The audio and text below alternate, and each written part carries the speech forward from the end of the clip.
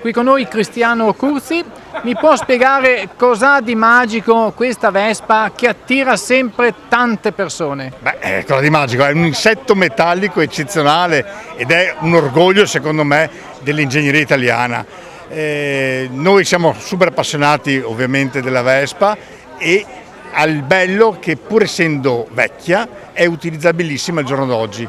Oggi che abbiamo un piccolo ritrovo di vespisti, ci sono Vespe degli anni 50 che funzionano come degli orologi e vanno via perfettamente. Voglio trovare uno scooter moderno che fra 50 anni vada ancora così bene. Insomma, sono indistruttibili. Sì, la Vespa è indistruttibile e il vespista è indistruttibile perché come tutti sanno il vespista non è solubile in acqua, anche se piove il vespista va sempre. Ecco, quest'anno compie 80 anni la Vespa.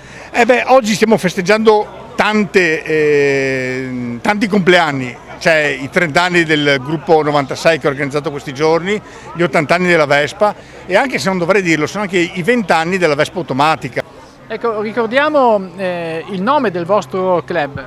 Il nostro club si chiama Vespa Club 6 giorni ed è il Vespa Club di Jesolo e Sandona di Piave, è nato dalla fusione di questi club. Il nome 6 giorni è legato a una Vespa mitica che vinse appunto una gara di enduro, la gara dei 6 giorni che esiste ancora, battendo tutte le moto dell'epoca e dimostrandosi più adatta al fuoristrada anche delle moto degli anni 50 in cui si è svolta questa gara.